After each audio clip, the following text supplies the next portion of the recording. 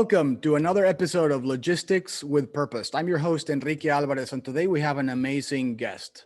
It's going to be one of those conversations that I'll basically just shut up and let my guests talk. And this person not only has an incredible trajectory when it comes to logistics, he's an expert in logistics, but he also has purpose as his one of his core values and probably the main driving force behind everything that he's been doing. And so for me, it's going to be a very exciting, very interesting conversation. And before I just introduce you to our guest today, just wanted to remind you that if you enjoy conversations like this one and the ones that we've had in the past, don't forget to sign up.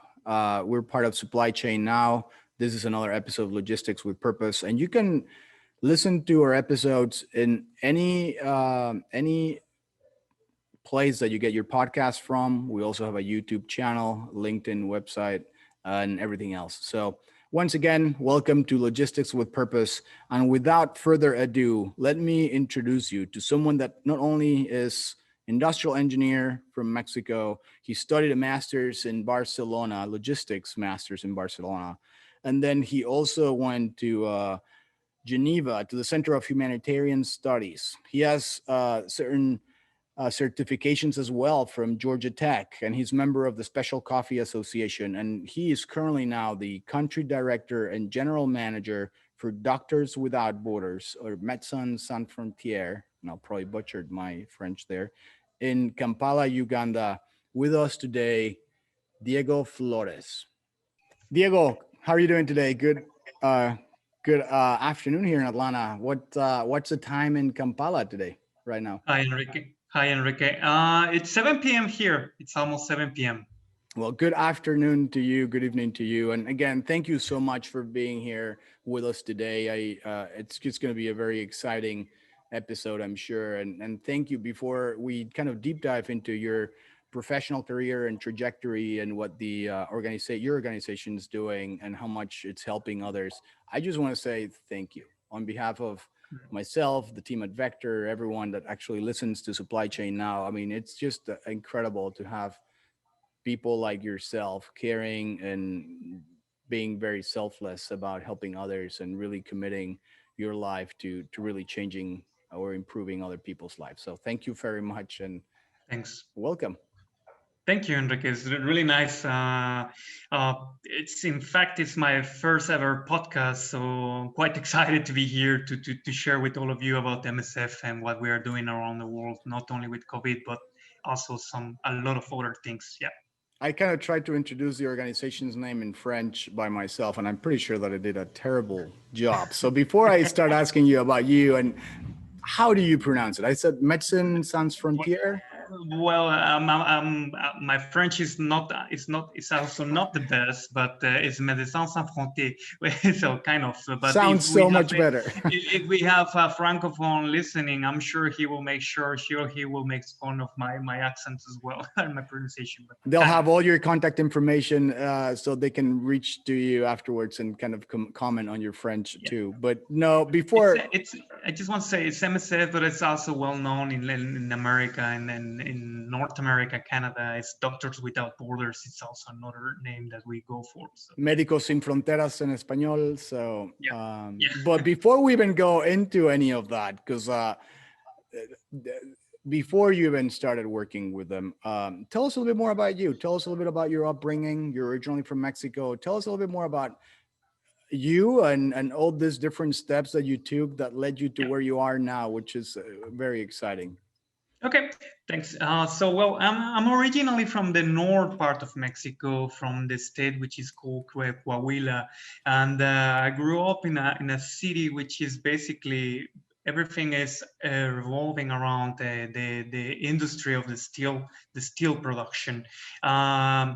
But then when I just finished high school, I moved to the neighbor state, which is Nuevo León, like a lot of people in my city did back then and even nowadays. I studied, I'm an industrial engineer, and basically since my internship times, I was kind of already into supply chain, into logistics, into materials handling and all that stuff, So my first ever job while still studying in the university was a planner buyer. So I was in charge of planning, all the orders for the steel coils from different thickness and, and all the characteristics of the steel that you need for the automotive industry. Uh, Specifically in this company, still nowadays, well, it's called Metalsa. They produce mainly automotive frames for the frames for the, back then it was the Ram Charger mainly for Chrysler. So we were stamping all the components there, so assembling and all that. But long story short, I was in charge of the planning and buying all the steel for the stamping area for the production of the components of those frames. So it was my very first immersion into EMR, materials requirement planning and just-in-time deliveries, stuff like that. More putting on practice what I learned in the university. That was So, while you were still studying at the university, right? And yeah, so, and yeah.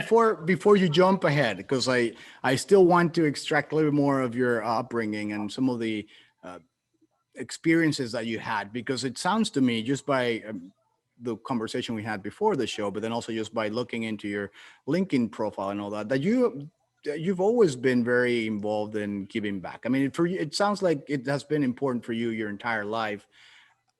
uh, could you tell us a little bit more? I mean, where do you get this from? Is it your parents? Is it your someone, a mentor? Like, why do you care about Yeah. what happens to other people? It's kind of, yeah, that's a really good question, honestly. And, okay, so I grew up seeing my parents, always being quite heavily involved in, community helping and stuff like that. What we call the Lions Club, the Club de Leones in Spanish, which is everywhere. I mean, since I have memory until basically I graduated from university, my mother and father, they were heavily involved in this in this altruistic activities, and as well Caritas and stuff like that. So in some way I was kind of dragged to this because I was helping my parents in the Right, activities they were right. organizing there with the weekends and stuff like that. To be honest, I didn't, it was not so obvious. I was not really expecting to switch my career to become fully for the NGO. But since basically early, since I have memory again, I was almost every weekend or quite often, involved in activities like this in my city with my parents. Then of course, Do you remember anything that maybe your mom or your father or someone around those times told you that you're like, hey, listen, this is something you always have to do, or any kind of I think, yeah, well, it might be quite cliche because probably all the parents tell this to their children, but it's really stay on my head, especially my mother. She told me, okay, do your best, become a manager, become a CEO, become a director, or whatever, in the in an industry, if you want to be an engineer and stuff like that, but keep, it's not about the money, my son, it's about the impact of your job, and how it's positively impacting the others around you, and even those that you cannot see and you don't meet. So keep in mind, whichever decision you take, whichever thing you do, try to think about the impact in others, and also do it without not trying to get recognition. Just do it because we need people, we need to be like these human beings. Obviously all this with the Mexican mother protective tone and all I know that, exactly what you're talking about. Yes. mijito and stuff like that. So yeah.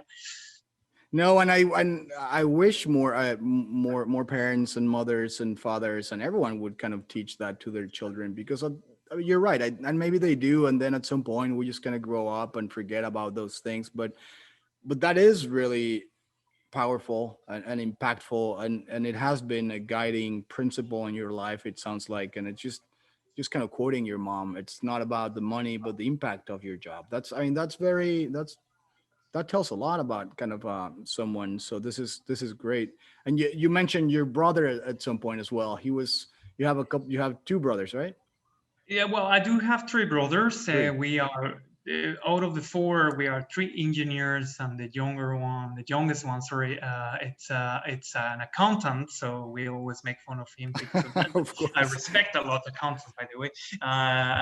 But my older brother, the one just next to me, he's a mechanical engineer, and basically also him. I was following his career, like since he graduated as well, he was into logistics and supply chain. And I was in some way, when he started to study his master degree, I was kind of asking him a lot of questions about his thesis. He was doing something related to materials requirement planning, MRP and stuff like that, which back then it was the thing, Right. MRPs and stuff like it. And I kind of even help him, to research some materials, to get some materials from the library, because back then, yeah, we had internet, but not so much like nowadays. So I was going into the library of my campus to get some materials about the MRP and stuff like that, and just help him with his master thesis subject. So seeing him, he was kind of my mentor, and even nowadays I share a lot with him. We share each other experiences and problems that we are facing in our, daily on daily basis, and we advise each other with totally different perspectives, because now I'm on the NGO and he's still on the automotive sector. Right. So yeah. Right. That's, I mean, and that sounds like a great compliment to have, right? And a trusted advisor as well. And it sounds like you guys are good friends too. So it's always great. And I, sorry I interrupted you, but so you were saying you had this first experience with Metalsa, and you were just hooked with supply chain, it seems like. And Yeah. what happened afterwards? Yeah. So I spent some time working there in Metalsa, first as a planner buyer, as I said, and then I moved a little bit to the projects implementation department. So I was, yeah, kind of involved in the design of the materials handling equipment, calculating the transport cost, which we know in the, how many frames we can fit into a railroad, car, or in a flatbed and stuff like that. But then after that, I moved into a OEM and an original equipment manufacturer to Navistar International Trucks. And specifically there, I was working in the one SBU, Strategic Business Unit, which is called the TSC, which is a Truck Specialty Center. So, some of the listeners might know that in the north of Mexico there is this assembly plant, two assembly lines. One of them is producing a significant number of, well, I don't know nowadays, but it was producing a significant number of Prostar International model trucks. So the trucks were coming out fresh from the production line, and we were kind of even customizing those trucks according to more specific needs of the customers, mainly in the United States and also in Canada. So we were kind of, it's, for example, for some trucks in the very north, we were installing some chains on the tires for the snow and stuff like that. But all type of customization as far as it was making sense from the business point of view, and then shipping those trucks to the different points in the continent. I spent some time working for them in international. What did you, yeah, I was just going to ask you that. So if the differences between one and the other, I mean, you continue to learn different things in the supply chain now, what are the three things that you think kind of made Navistar such an amazing company? Because they have an impressive supply chain and they have incredible processes. So what were the kind of three things that you thought, well, wow, this is world class? Yeah, well, I mean, it's before being in Navistar, I had the experience of being on assembly lines of light vehicles or even pickups and SUVs and stuff like that.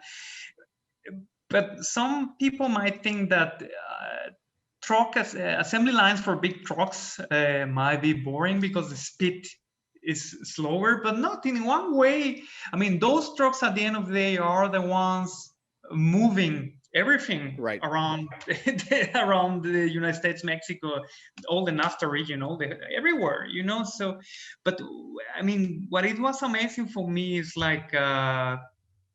I don't know. It was quite special for me. I don't know if some people might wonder why, but at the end of the month, all the pressure,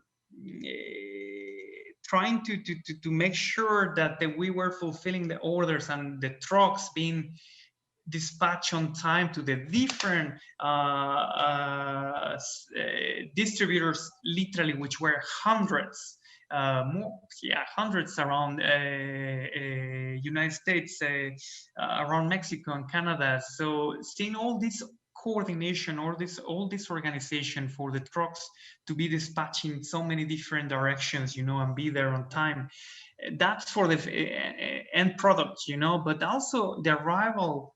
Back then, it's still nowadays. I don't know if Penske is the one. Penske Logistics is the one working with them, but it's still nowadays.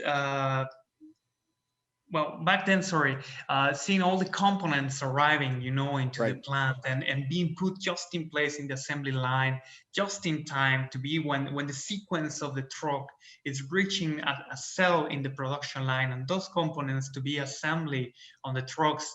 Uh, Yeah, it feels like, yeah, that it's like an orchestra, like everything synchronized. Yes, once in a while there were some stockouts and they had to stop the line or change the production plan, whatever. But everyone back then, I'm sure even nowadays, is facing those challenges, especially nowadays probably. no, So it's exciting, right? And it sounds like you were challenged by that and you wanted to learn more. And the more you kind of like got into supply chain and the deadlines and the pressure and all that, actually, yeah, the happier, yeah, probably the definitely. more engaged you were as well. And so, no, I totally get it. And please go ahead after Navistar. What I'm still looking for that, and I think everyone that's listening to this incredible interview, they're still looking about how did he actually go from Yeah, Metalsa to. But we're gonna bridge that gap slowly because I think that's where the interesting part of this interviews comes yeah. in. So keep So going. yeah, so back then, I was still 25, 20, 26 years old. And even if back then I was feeling that I knew everything about supply chain. If I look backwards nowadays, I say, oh my God, I was still so young. It's still nowadays, I'm still learning a lot. And so, well, I decided that, well, okay, I need to, upskill myself. And yeah, well, the usual step that everyone at that age takes is like, oh, okay, I'm going for a master's degree. So yeah, well, I was checking options in my country, in my city, somewhere, everywhere. But as well, I was checking abroad, and then I found something appealing for me in that moment in Barcelona, in Spain. So I left Navistar International, and then in October 2010, I left. I went just started my master degree in the University of Barcelona in logistics. So yeah, it was quite interesting with classmates from all around the world. We're really good professors and visitor professors there. So yeah, it was interesting. Then, to be honest, I just arrived to Barcelona, so I come here to study, to learn, to upskill myself, but also to enjoy living Right. in Barcelona. And then definitely I will come back to Mexico, to my country, to continue growing in the automotive sector if possible. I was still so obsessed with all this. Everything which is so appealing and stressful at the same time from the automotive sector. But then in the middle of my master, some guys called MSF just only publish something about anyone in the master interested on doing their master internship, but as well specifically helping with the project, like to conduct a research and analysis for them. And the analysis was kind of help us to do an assessment of our current East African supply chain network, Wow. and if possible, kind of suggest low-hanging fruits, like which improvements are already there, low-hanging fruits that we can go for to improve for efficiency for the East African supply chain network of MSF. Back then it was the operational and we will go into that, but MSF is divided into operational sections and all that. So it was the Spanish section. So yeah, well, definitely I said, oh my God, this is something interesting. No, it's different. Let me try it. Very, very different from the automotive sector, right? And you told me that you had other potential internships as well with Yeah, a German company, and then you had the in Spanish the tech. company in textile Yeah, and automotive, and yeah. but this kind of Yeah, it captured got your kind of my attention. intention, because I have to be honest, before seeing that advertisement and did that opportunity, that email, I didn't know about them. I didn't. It Right. was not so clear for me what was an NGO. Even less a humanitarian logistics, humanitarian supply chain terms. Back then were still new, but even for me, those were things that I don't remember if I even read about those in college or something like that.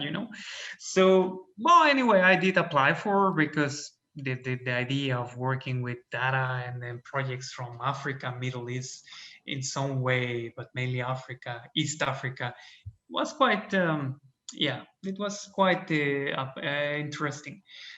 So, well, I got the opportunity to start to work with them. So, uh, for 6 months, I was, having interviews with the different staff in headquarters, people in the programs, in the missions, we call them, in the field in East Africa, people in Democratic Republic of Congo, Kenya, Somalia, Sudan, Ethiopia, etc. Compiling data. As an engineer that I am, I was just putting all together that data, applying optimization methodologies and stuff like that. But I was still having an approach of the automotive sector. I mean, I was Right. not into these humanitarian medical operations and those peculiarities, those constraints, which might not be so obvious until you really experience them. So yeah, it was a nice experience.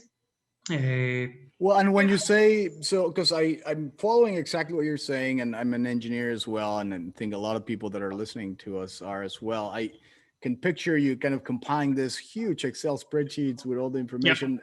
When you say so, what component? I mean, and now that you've been with them for so long, and we'll get into the organization and the NGO in a second, but what was kind of those things that, I mean, you now know that probably could have helped you back then during that summer internship, that you're like, oh, I never considered this or that, or Initially, I was totally assuming that the quality of the data was optimal. It was decent. I was as well with assumption that those tools being used at the last mile, where those drugs, those vaccines, those medical items were given to the patients.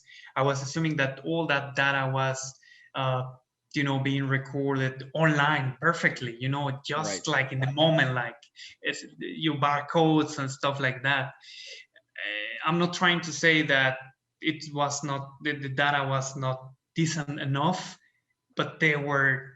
gaps, there were challenges, that they were definitely discrepancies there, which is one of the big challenges in the humanitarian world, let's say. But my assumption was that the data is perfect, there is no bias, that Yeah, you there come are from an no industry that data errors. has to be perfect, Yeah, yeah, right? yeah, So yeah. yeah. And then of course that's for the data part, but as well when I was starting to draft proposals or models, or coming to present to some people with already years of experience in the field, solutions, they knew I was there learning, but they were kind of, yeah, well, it makes sense what you're saying, but it's not like that on the field, like some invisible barriers when it comes to transportation. So I was, yeah. So you are saying this is your lead time, but then I see the real performance is far away worse than this. Why is this? Why you are not penalizing the transporter or stuff like? And they went, well, it's not like this, like it's different, and I was kind of getting a little bit frustrated, but at the same time really curious. Uh, why everyone told me, well, yes, but it's not like this. You need to see it on the field. You need to be on the field to understand it. So, well, while in this internship, yeah, I had the opportunity to visit Cameroon and then Kenya, to visit the ports of Douala and Nairobi, some strategic uh, locations there. But still was not enough. A couple of weeks here and a couple of weeks in the other side. So when I finished this internship, and then when I just deliver something to my manager, I said, well, I just graduated from, I'm about to finish my master degree. If possible, I would like to join the pool of supply chain professionals of MESEF and go to one of your missions. And it's what I did.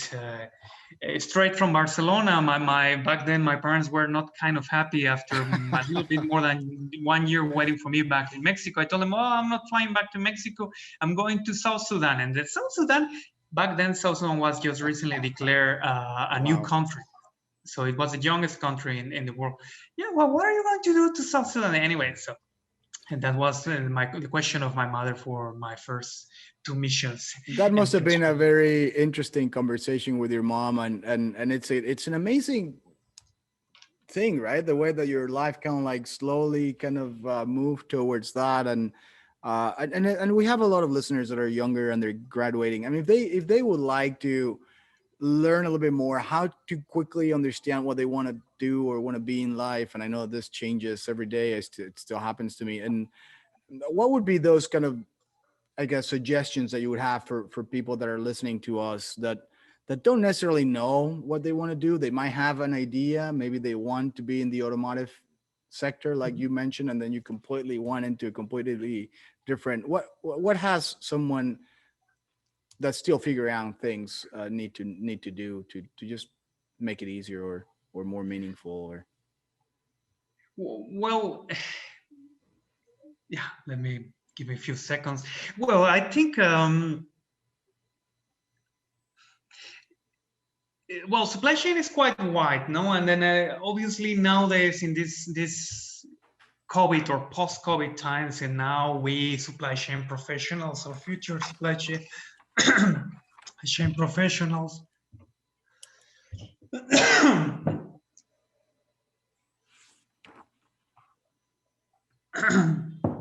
Mhm. no worries, Sorry for that. don't worry about it. I'll join you. So these future current supply chain professionals, experience, no experience, even about to graduate. Yeah, well, we want to grow, in an organization, but don't measure your growth only by the title or your paycheck every month. Yes, and again, this is a quite cliche piece of advice. Yeah, it's not only about the money. Yes, we still need to pay our bills, of course. We kind of need to keep an eye on that. But at the end of the day, if while doing something which is giving you a huge paycheck, but you are not feeling that here, that satisfaction in your chest at the end of the day, that what you are doing again is having a positive impact in a direct way or in a in not so direct way, the communities, you know, in your community, in your state, in your country, in your continent, whatever, in a small group of people. Well, personally, for me, I think this all this what we are living, this Kafkian reality we're living nowadays, is teaching us that, yeah, we need to continue running the global supply chains to feeding the business and all that. But you have seen in all the different platforms how we're talking about more uh, a circular economy, sustainability. Well, there is a big as well opportunity in the humanitarian logistics. So anyway, what would I advise to the young listeners is like, yeah, definitely have an ambition of growing an organization, but in the equation of what will be your ideal career path, you know, like not don't only take into account your paycheck and your status, you know, and the bonuses that you will get, but also that satisfaction you will feel, and that positive impact you will do in, you know, in this world. We really need that, and I think we, you and me, we will try to do our best, but it's for the new generations uh, to continue, you know, to restoring, you know, to doing something better for this planet that unfortunately we didn't do our best, though it was not so bad though. But anyway, No, I don't know. I this is very, I mean, very wise advice, right? And then just not just measure your growth by the size of the paycheck. Just there has to be something more. And I think that the new generations, to your point, I think actually understand it more. And I think they're going to start kind of like really demanding that companies and organizations out there really have something else in that equation, right? And I think it's coming, and I think you're right. And I think it's a great piece of advice, not only for people that are just graduating, but for anyone that's out there working out there, and even if it's not in supply chain. I feel like this because this is applicable to anyone everywhere in the world, regardless of age or profession. If at the end of the day you just don't have that satisfaction, then just think about it, right? And Yeah. that's something that led you from I guess Frontera or Coahuila to Barcelona, to that conversation with your mom, and going to South Sudan, which I'm pretty sure was the last part of the world that she imagined you were going to end up.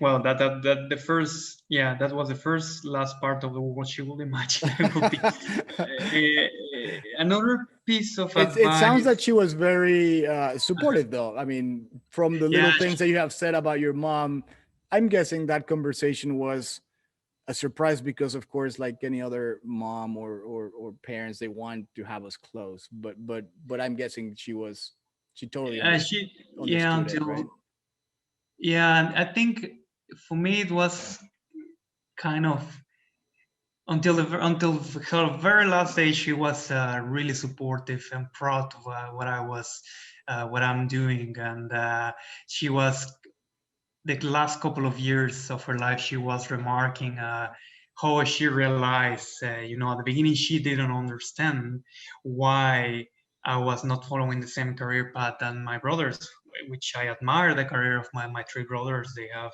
amazing, you know, they are amazing, and they are amazing what they do. But she never understood why me was doing this totally different thing, you know, and uh,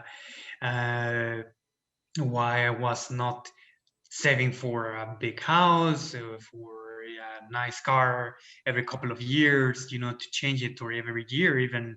And but then when I was coming back from every mission and catching up with her, or by having calls with her, and I was sharing with her, just venting out, you know, if I had a stressful day or something, then she started to understand why I was doing this, even if it sometimes was draining a lot of my energy. Or, you know, so yeah, that was really nice. Those are nice memories.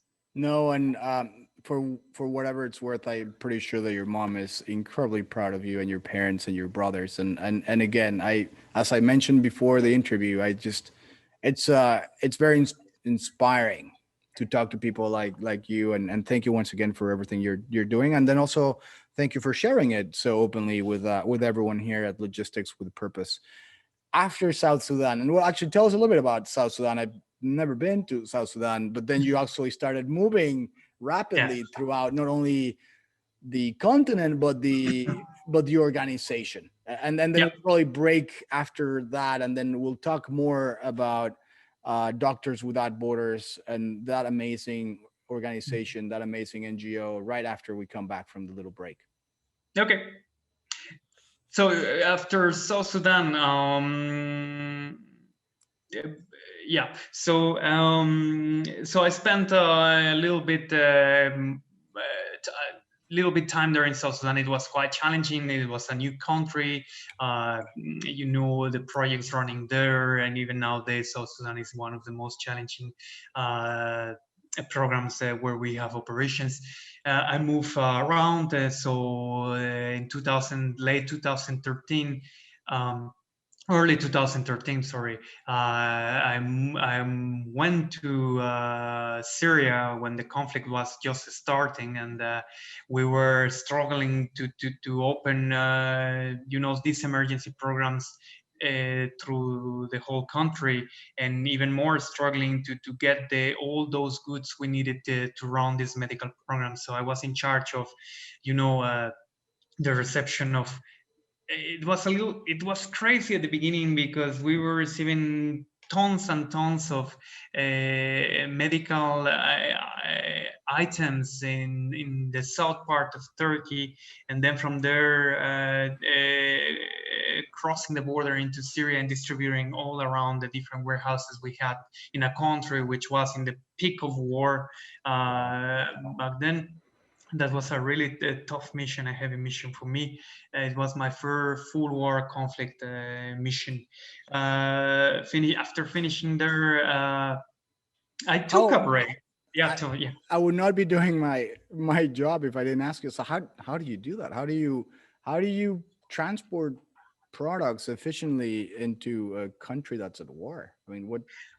Uh, well, if it's all about networking, and it's about identifying the key stakeholders, which not only will for example, the customs and all that, but as well even the different sides on the conflict that Wow. trying to advocate with them that your cargoes are to help people regardless. We MSF, we are neutral, so regardless the side, regardless the flag they are waving, and telling them Wow. that these goods are for humanitarian relief. So of course back then it was not directly me doing this, it was people expert on these negotiations and security management, stuff like that, but I was working quite close along them, and the mornings, the days and nights, to make sure that these cargoes that we were receiving from Monday to Sunday were literally as soon as possible landed in the airport, uh, transported and distributed around in the programs in Syria and in Syria.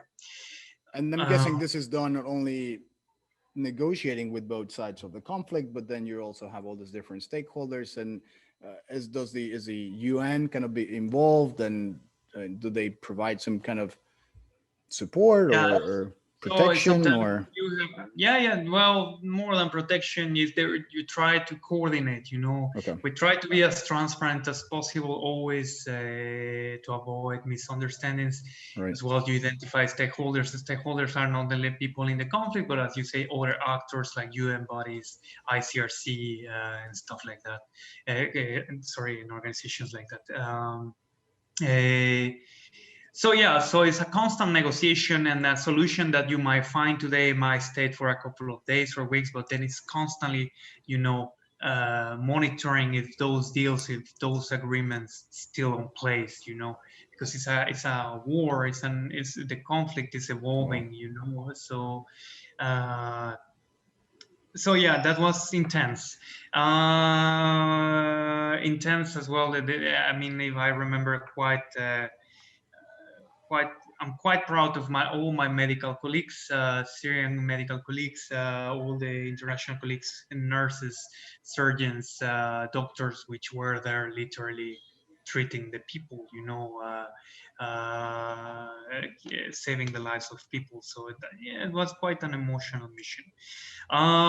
The admiration that you have, I think it kind of goes and after what we're leaving with the pandemic and all that. I mean, the big thanks and applause goes to the medical community, nurses, doctors, people that are Yeah, risking their lives to help others. I mean, yeah, yeah, that's the front line, that's man. That's it. that is a front line and definitely worth recognizing them. And yeah, so that must have been an incredible experience that then led you to the last couple of steps before we break and then just start talking in full about your organization and what you guys are doing and what the future will look like. You briefly went back to Mexico, I see, and you were working. Tell us a little bit about that Yeah, switch well, back to. so as I say, was a quite intense experience for me. I say, that's it. I am going back to a normal life. Yeah. Uh, uh, so I found a job. So I went back to Mexico and say, I'm going to start to search for a job, a normal job, in supply chain. And there was this job in Guadalajara, Mexico, in Dr. Peppers, basically. Yeah, the Snapple group, right? Snapple Group, yeah. And Wow. it was only for 6 months, and it was my first time working for a beverage company. Like I mean, quite interesting. The big volume. I was in the transportation part, and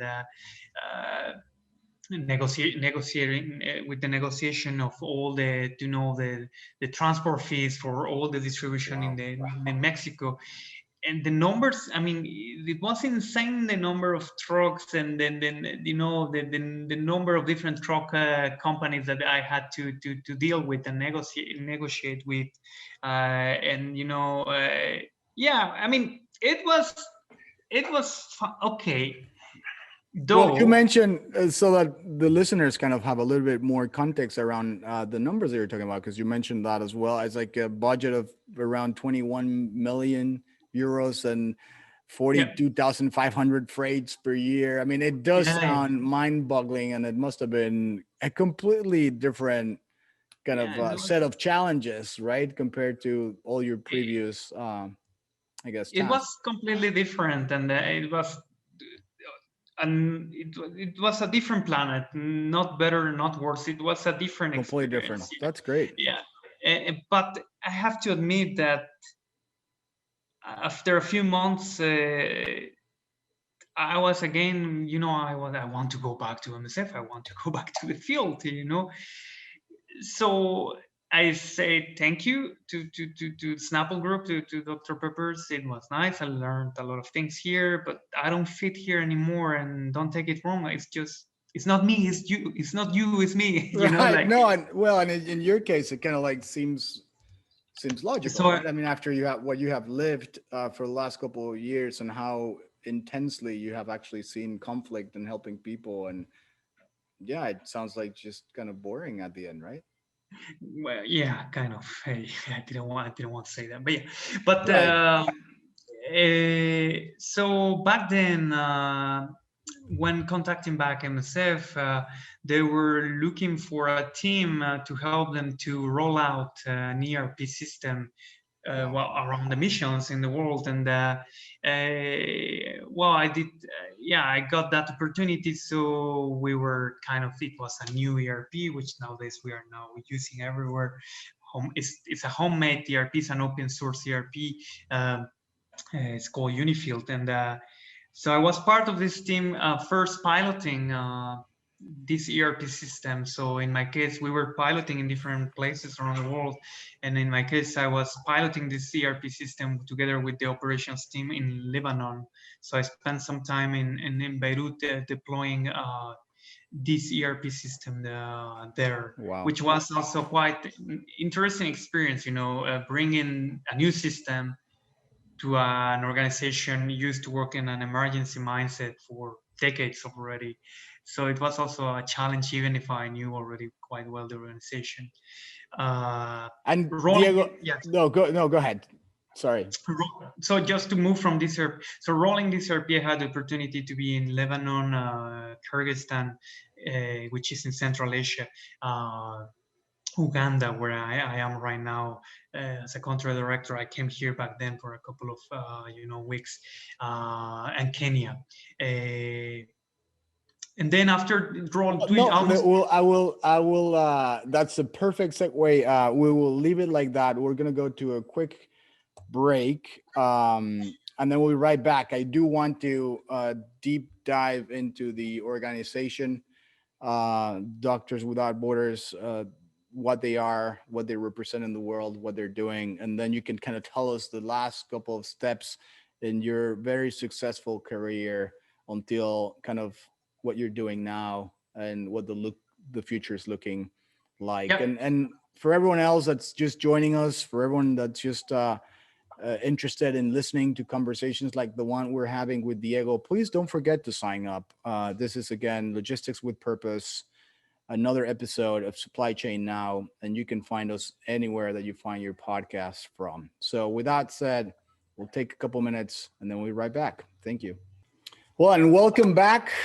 This is another episode of Logistics with Purpose. My name is Enrique Alvarez, and we're having an amazing conversation with Diego Flores with Doctors Without Borders.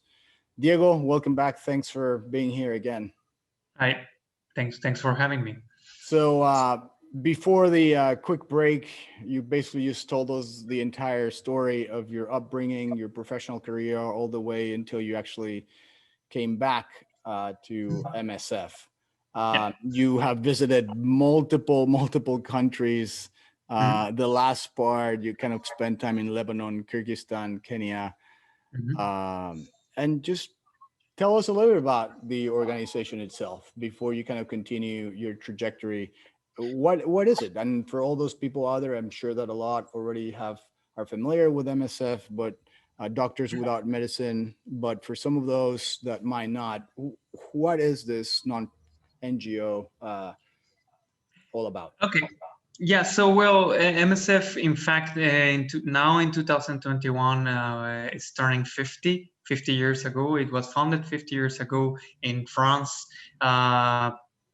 So it's basically an international non-governmental organization with the main objective, purpose, mission of relieve suffering of those people, of anyone in the middle of uh, human-made or nature emergency, natural emergency.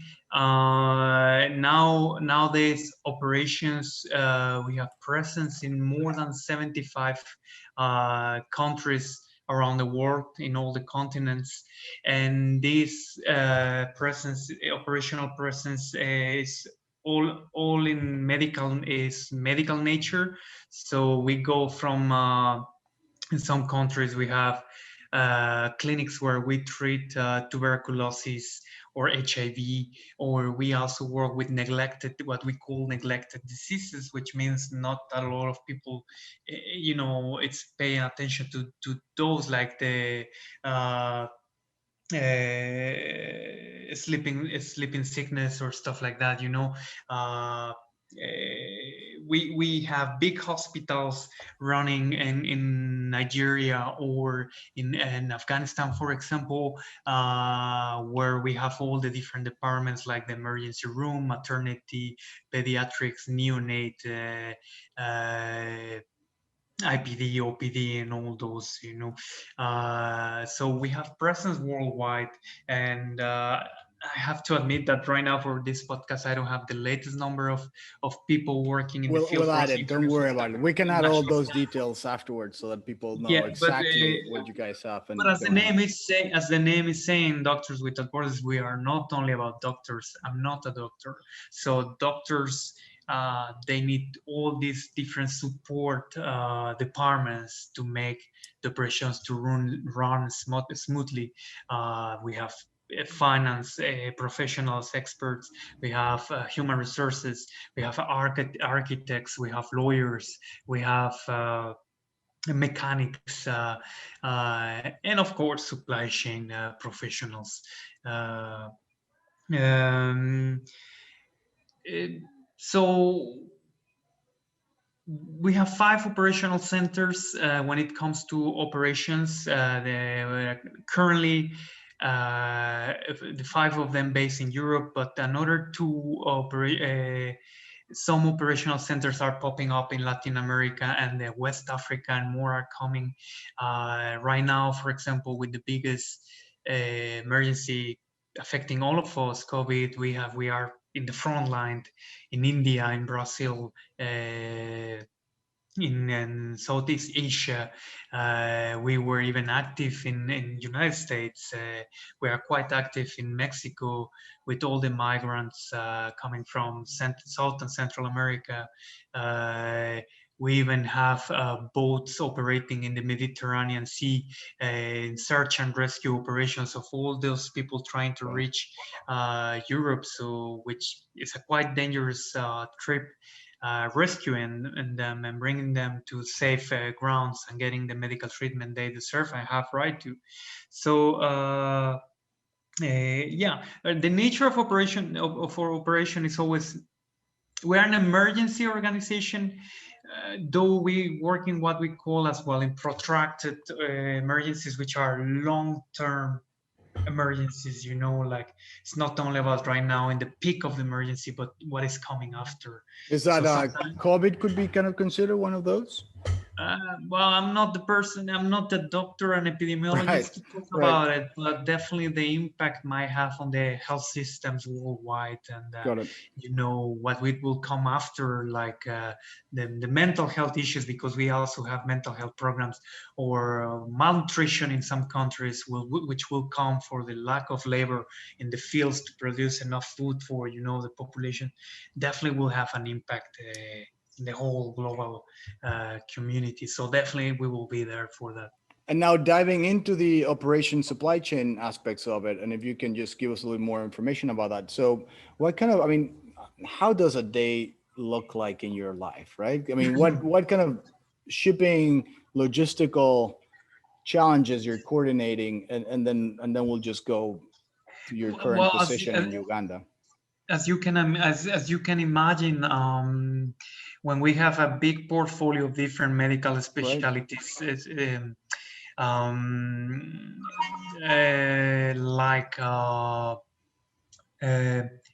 for example, when you have a hospital with TB ward, and then the emergency room, the pediatrics, the maternity, and all that, each of those departments have a medical standard list, an assortment of drugs that you must always have there for whenever those drugs and materials, medical materials, are needed. So in most of the countries that we operate, we cannot find all those drugs that, according to WHO standards, are needed to treat properly a patient, So we have to bring those goods from different countries abroad, from different places abroad. But we have, specifically for us nowadays, we have 3 supply centers. We call them European supply centers because the 3 of them are in Europe, in Amsterdam, Brussels, and Bordeaux in France. And there we consolidate big part of most of the orders that we dispatch later to the field by the different transport ways. So even by sea, or by air, or even some places we can reach like road, like you can go by road, for example, from Europe all the way to Afghanistan and so on. So and then you also need to receive them and unpack them. You take care of everything until the last mile, until you put those boxes into the hospital shelves, basically. Obviously, we do all this with supply chain people. Supply chain is not only about people with supply chain on title, but all together with the or medical or pharmaceutical and medical colleagues, which are in charge. They are the quality assurance people. They are the ones that know about drugs, but they are part of the supply chain. Right. So yes, reception, quality assurance. Let's keep in mind, sometimes we transport, most of the times we transport as well, cold chain items which require cold chain. So while in Europe and in North America, well, cold chain is not an issue. Well, in the global south, it can be a challenge, like bringing the goods Right. all the way, not to the port of entry only or the airport where we will receive these goods, but then keeping those items with the good temperature to don't spoil them and to be ready for the patients. So it's dealing with all these attributes of all the more than 10,000 different items in the catalog of medical items that we use in the different programs in the field. Some of them come with a short shelf life, so we need to bring enough quantity, for the order cycle, but at the same time, we cannot bring goods which will expire before we consume them, because then we need to deal with expired drugs and properly, like dispose them properly. It's Right. not that you Right. just report the lot that we report this in our system, but there is a whole process for that, and of course we don't want to waste those resources. No, it sounds like an incredibly complex operation, and it must be amazing what you guys are doing. And jumping a little bit ahead, because you've been everywhere basically, it seems like, and you've actually learned a lot of different things. You were also an advisor in Amsterdam, and then you went on to become an officer in Brussels, and then you had some other roles, and finally you reached to where you are now. And so Yes. tell us where you are now, what you Yeah. do, and what your title is, and then just the more specific situation that you're dealing with in Kampala, Uganda. Yeah. So now here in Kampala, I'm the country director and general manager of the support unit Kampala. So I'm wearing two caps, because one is when it's about all, like approaching the authorities, the diplomacy and stuff like that. I'm the country director, but day to day, I'm the general manager of the support unit Kampala. So we are a regional hub, and here our main goal is to support emergency response. So whenever, for example, we have we have Ebola outbreaks, we have Ebola response kits here in our warehouse that we dispatch in less than 48 hours, whatever in the East African region they need it, regardless if it's most of the times in the last years has been always in DRC, in Democratic Republic of Congo. So we are dispatching all those kits, which are basically providing the medical teams on the ground enough materials and infrastructure to open an Ebola treatment center. We also have kits for cholera. So whenever there's a cholera outbreak, we dispatch these kits in less than 48 hours for the medical teams to have all this that they need to set proper treatment centers and to start their emergency intervention. So our main scope here is emergency response. And you We cover, you said DRC, but is it also South Sudan, Kenya, Tanzania? I mean, how broad mainly is the region that you're covering? we have, sometimes we even go as far as West Africa, Okay. but mainly the countries that we mainly support from here are South Sudan and DRC. But also lately we have been supporting Tanzania mission, because as well we have what we call a regional workshop. So where you will see in the videos of MSF, we have these all-terrain vehicles, the Land Cruisers, Toyota Land Cruisers, that after being a significant time on the roads, here, they need, besides their service A, service B, they need their specialized service. So we have a big fleet of vehicles that they come from the neighboring countries for the specialized services. So like that, we extend the life of the vehicle to be in optimal conditions in the And you're missions part we of have. the operations not only for the medical sides of things, but I'm guessing all the spare parts and keeping That's correct. that's all still under your Yep. responsibility and So the operations group. that's correct. So we have Wow. so I we're talking about. didn't even think about any of that, but I guess yeah, it makes perfect So sense. we have super specialized mechanics here in gearboxes and stuff like that. But of course, the supply chain component of it is that we need to get, of course, legit Toyota Right. spare parts, for example, Right. to be installed into these vehicles that later will be continue be used in the field. So these guys in the workshop we have here are quite busy every day. And they know what they are doing. I imagine. So tell us a little bit more about Uganda. I think how long have you been in Uganda? What's a couple of things that you can tell us about the country and the city of Kampala? For people that I mean, I haven't been to Uganda yet, but for people that are listening to us. Yeah, well, Uganda is quite a nice country. It's in the equator. If you take a look right now in Google Maps, before being hit by COVID, tourism was one of the biggest sources of income. Like you have the Queen Elizabeth National Park, Murchison Falls, and these others. You have all the big five animals. That you can go and take a look on them, the lions, the elephants, and all that. Super green. It's green everywhere. Like it's so crazy. Like all year round, it's green, fruits everywhere, Wow. like crazy. I mean, if there is a thing in Uganda, it's like people love. Taking care of the soil and then harvesting and producing their own food.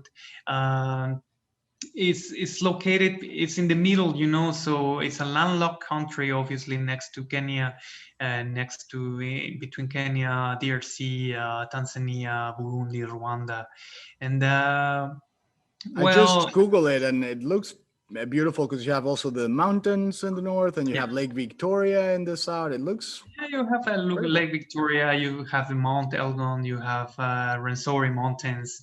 If you're a coffee lover like me, I mean, you have really good coffee here. So yeah, it's quite interesting. I'm here with my family, with my wife and my toddler son, a 3 years old son, and they are having good time. Uh, we are Musungus here. So a Musungu is basically a foreigner. So Musungu. we are yes, so we're enjoying our Musungu life here in Kampala. No, that's and thanks for sharing all this. And I you mentioned coffee, and I was going to ask you actually about you're part of you're a member of what's the name of this coffee association Well, that I used no, not a member. what is It's a specialty coffee association, and which they have quite interesting podcast.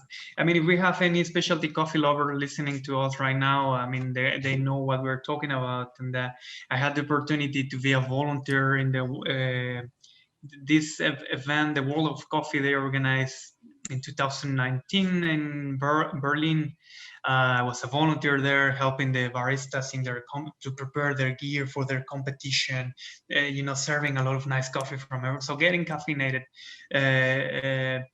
I was supposed to be volunteer again in the next year, in which was supposed to be in Warsaw, in Poland, but then COVID. COVID hit us? Yeah. But yeah, coffee is my thing. Like well, we being from Mexico, having amazing coffee as well.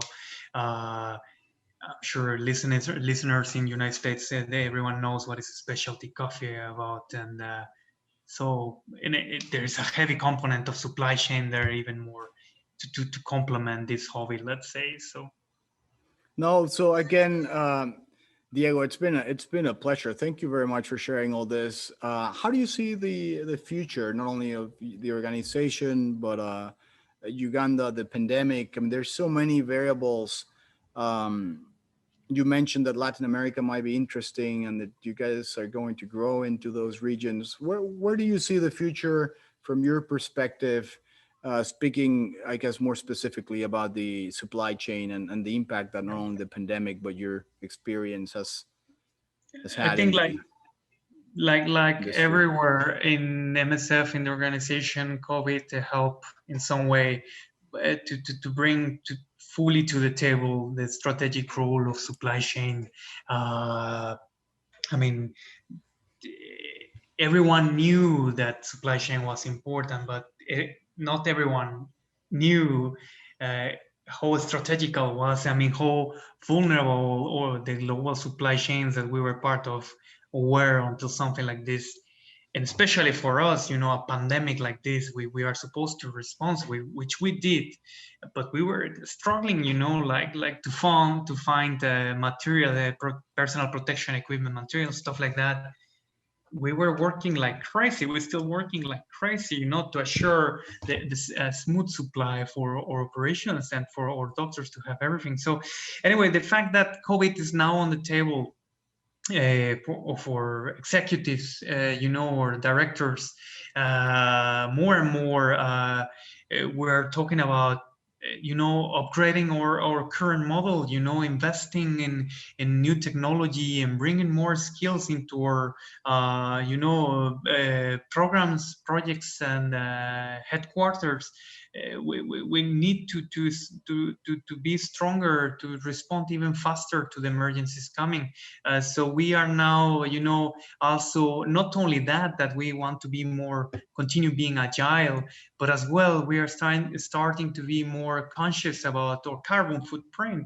Yes, we are big, maybe we are not the worst, but we're still moving a lot of metric tons around the globe, and that is coming with a carbon footprint, so we are really reflecting about what can we do to still respond in the fastest, in the shortest time to emergencies, but at the same time being conscious about our carbon footprint, how sustainable our programs are, the social impact. So we are reflecting more and more about that. That's incredible, and yeah, I saw like a video. I think that you posted on your LinkedIn profile about this carbon footprint and the sustainability, and that's basic. That is a big project that Doctors Without Borders is having, which is refreshing because you're not only helping people, but you're wanting to do it in a very sustainable way, which that's just amazing, right? A lot of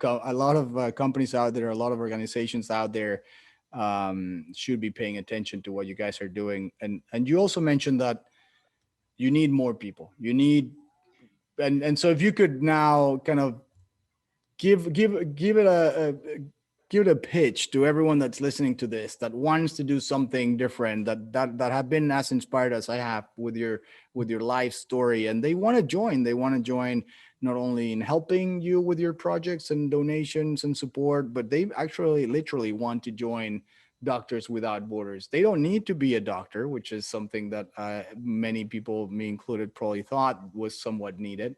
But go ahead if you had to. Yeah, but you just said we need more supply chain professionals. I mean, we are handling here quite complex supply chains in all aspects, from the analytics side to the international transport part. We need all type of professionals in the supply chain, from procurement experts to again the distribution part. So. Uh, Recently I have seen more and more interest from the supply chain community, people really asking questions, and even academia, for example, paying more attention to the humanitarian supply chains. That's really nice. Still not enough. So I promise everyone who will try this, and it's a life experience, and probably maybe you won't do it your whole life, or maybe yes. I say myself, I will try it only. I told to myself 10 years ago, I will do it maybe for 3 years. It's already 10 years and I'm still here. Who knows? But you can try, and it's going to be a life experience. And while doing so, be sure that you will be helping a lot of people in such experience, with such experience. So So again, I invite everyone to take a look in our websites, and there is always there, all the requirements. I mean, to apply for a pool of supply chain experts, and then being there is waiting to be called for that first mission, uh, which can be nowadays everywhere. And so, yeah, please. There you have it. It's a very compelling pitch. I think that the story that you have told us and shared with us today actually makes it even more compelling. And I'm pretty sure that a lot of our listeners will not only go into the website but hopefully apply and go ahead. It sounds to me like not only an incredible, challenging, interesting opportunity, but it gives you the opportunity to help others. It gives you the opportunity to grow. It gives you the opportunity to learn, and it gives you the opportunity to get to know other cultures and countries and regions of this world. And I think it sounds exciting. So thank you so much, Diego, for sharing that with us. Where can people get connect to you if there's any questions? And we're gonna try to do Mm. another one, right? Because I had so many different things that I still wanted to ask you, but we'll have to do at least a couple others and follow you in the next couple of months and follow Doctors Without Borders for sure. But where Yeah, can people reach out to you? What's the best I way of think getting in touch with you? LinkedIn. So Okay. basically, just look for me, Diego Flores, MSF. I think I'm the only one in MSF, the only Diego Flores in MSF. So you will find me immediately, and I'm quite active there. You can send me a message, a friend request, and contact request, and yeah, let's I can answer all your questions.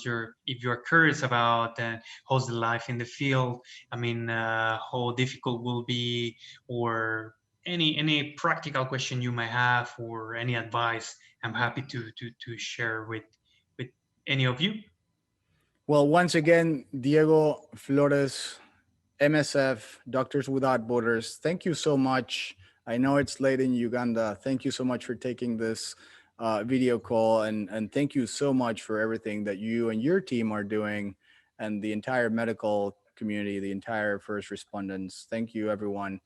Have a great day and rest of your weeks. And of course, if you enjoy this conversation, please don't miss following and Logistics with Purpose Supply Chain Now. Thank you so much, Enrique Alvarez, and I'll see you guys next time with another interesting interview.